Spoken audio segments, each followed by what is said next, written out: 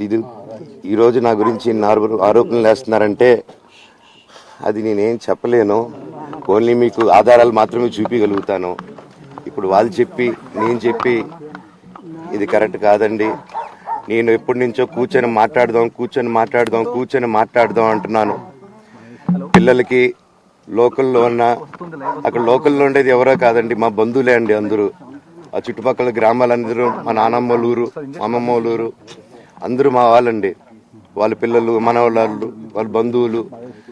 So వాళ్ళకి అన్యాయం, వాళ్ళు అర్జీలు పెట్టుకున్నారు, వాళ్ళ లెటర్లు పంపించారు, వాళ్ళన్నీ చేశారు.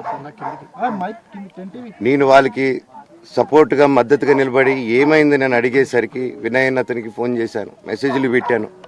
సార్ వాట్ ఈస్ హ్యాపెనింగ్, ఇంకా కావాలంటే కాళ్ళ మీద కూడా పడతానండి, ఈ ఇష్యూ క్లియర్ చేయండి, మాట్లాడుకుందాం అంటే చాలా దురుసుగా రిప్లైలు పెట్టారు. నేను ప్రతిదీ ఈరోజు సాయంత్రం 5:30కి ప్రెస్ మీట్ పెట్టి ఇన్నాళ్ళు ఆగానండి, ఇంకా ఆగలేను. ఈరోజు ఈవినింగ్ ప్రతిదీ చెప్పేస్తాను. ఆ రోజు నేను పోలీసు సపోర్ట్ అడిగినప్పుడు స్టేషన్కి 100కి ఎందుకు ఫోన్ చేశాను, ఆ 100 దగ్గర నుంచి నేను పర్మిషన్ ఇస్తున్నాను, నాకు ప్రాబ్లం లేదు, మీరు ఒప్పుకుంటే మీరు మీ వల్ల అయితే 100లో నేను ఏం మాట్లాడానో మీరు తీసుకొని వినండి. ఆ రోజు ఆ హీట్ మూమెంట్లో జరిగిన మూమెంట్లో మాట్లాడాను. ఇంట్లో 10 బండ్లు ఉన్నాయి, అందరూ ఉన్నారు ఇంట్లో.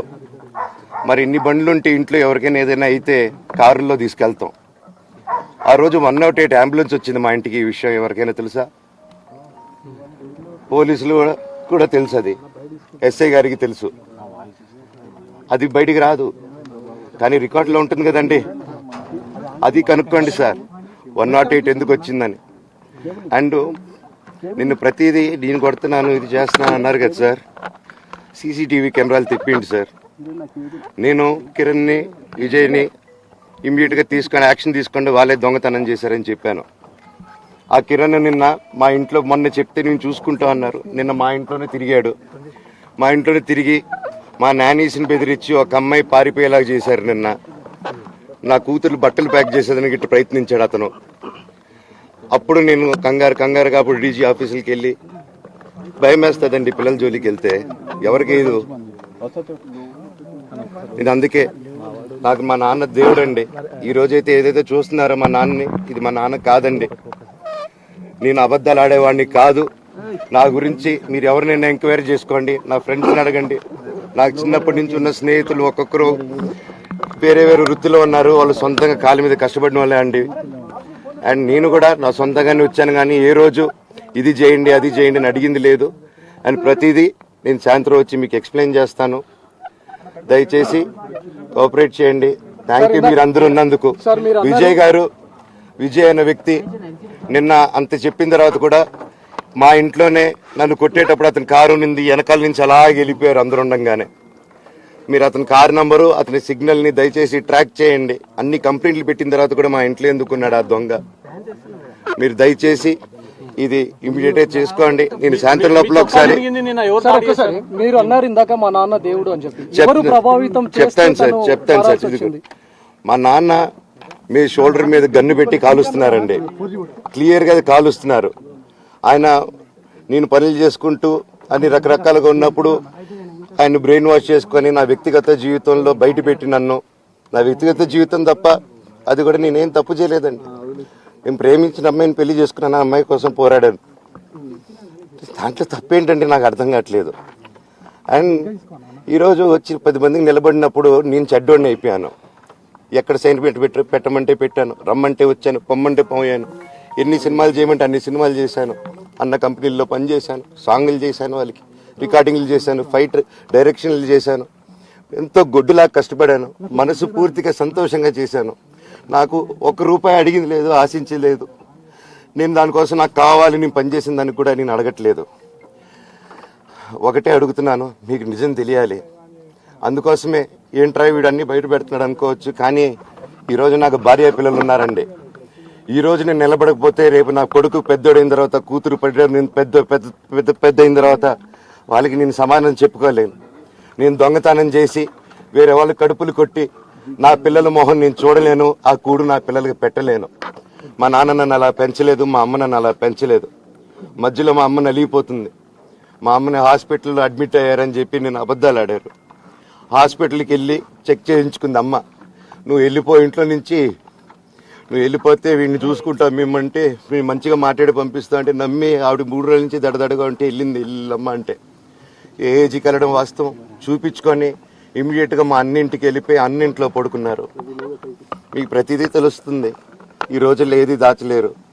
మరి ఇంత క్యారెక్టర్ అసాసినేషను నేను చేయని దానికి చేశారు అని, నా భార్య వచ్చిన తర్వాత నేను చెడ్డోడినయ్యానని, అదే వాళ్ళ తల్లిదండ్రులు ఉండుంటే గమ్మునుంటారా అండి? ఈరోజు నేను గమ్మునుంటే ఎలా అండి? తనకి తల్లి అయినా తండ్రి అయినా అన్నీ నేనే అండి. ఈరోజు తను వాళ్ళ ఇంట్లో ఆధారపడదు, నేను మా ఇంట్లో ఆధారపడను. నేను నా సినిమాలు చేసుకుంటున్నాను. తను సొంతంగా ఒక టాయ్ కంపెనీ పెట్టుకుంది.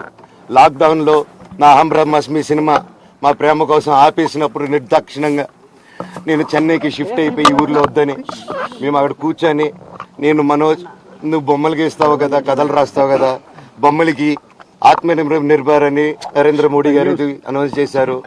ఈ బొమ్మలు నీకు బొమ్మలు ఇష్టం, పిల్లలు ఉన్నారు, మనమే క్రియేట్ చేద్దాం బొమ్మలు అంటే, లాక్డౌన్లో నేను డ్రాయింగ్లు చేసి కథలు రాసుకొని నా ఫ్రెండ్స్ దగ్గర కొంచెం అప్పులు చేసుకొని మేమే పెట్టుబడులు పెట్టుకుంటూ, నా ఫ్రెండ్స్ కూడా పెద్ద కష్టపడి వచ్చిన వాళ్ళండి. వాళ్ళకున్న కొంతలో నాకు పంచుకుంటూ మమ్మల్ని కాపాడుకుంటూ ఒకరినొకరు కాపాడుకుంటూ నిలబడి ఈరోజు మనీని నిలదొక్కున్నాం అండి. నేను నా భార్య, తను కష్టపడుతుంది.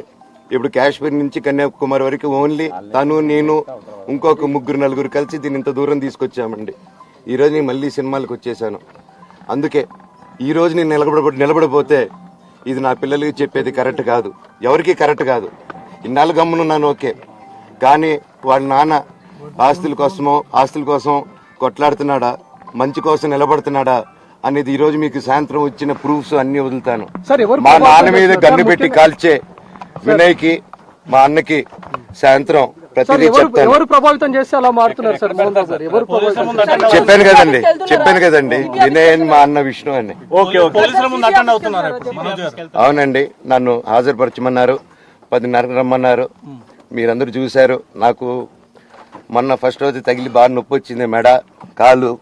3 వారాల క్రితం ఫైట్లో నాకు మజిల్ టైర్ అయింది, గ్రేడ్ 1 టైర్ రైట్ లెగ్లో. లెఫ్ట్ లెగ్లో మళ్ళీ దెబ్బలు తగిలాయి మొన్న. సో అందుకే కొంచెం బ్యాలెన్స్ ఇది ఉంది. మందులు హెవీ మెడికేషన్ ఇచ్చారు, హెవీ ప్యాచ్ కూడా వేశారు నాకు. దానివల్లే కొంచెం నడుస్తున్నాను.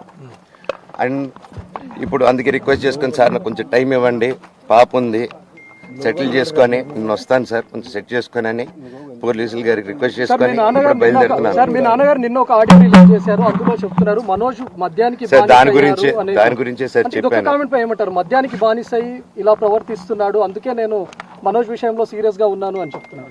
సార్ మద్యానికి బానిసై ఎవరిని కొట్టాను సార్? నా పిల్లల్ని కొట్టానా, నా భార్యను కొట్టానా, మా అమ్మని కొట్టానా, మా నాన్నని కొట్టానా? ఇవన్నీ నీ మద్యానికి బ్యాలెన్స్ అందరినీ కొడుతున్నాను, పనులు కొడుతుంటే సీసీటీవీలు తెప్పింటి సార్. అది దొంగతనం చేసింది నేను కాదు సార్, అది తెప్పింటి సార్ అంతా. అప్పుడు మాట్లాడదాం సార్ మనోజా ఎవరా అని. చెప్తానండి, నాకు ఇంకా కొంచెం క్లారిటీ రావాలి. కమిషనర్ ఆఫీస్కి వెళ్తాను, వాళ్ళని కలుస్తాను, రిక్వెస్ట్ చేసుకుంటాను, మాట్లాడుకొని వాళ్ళు ఏం చెప్తారు. 5:30కి మాట్లాడతానన్నా.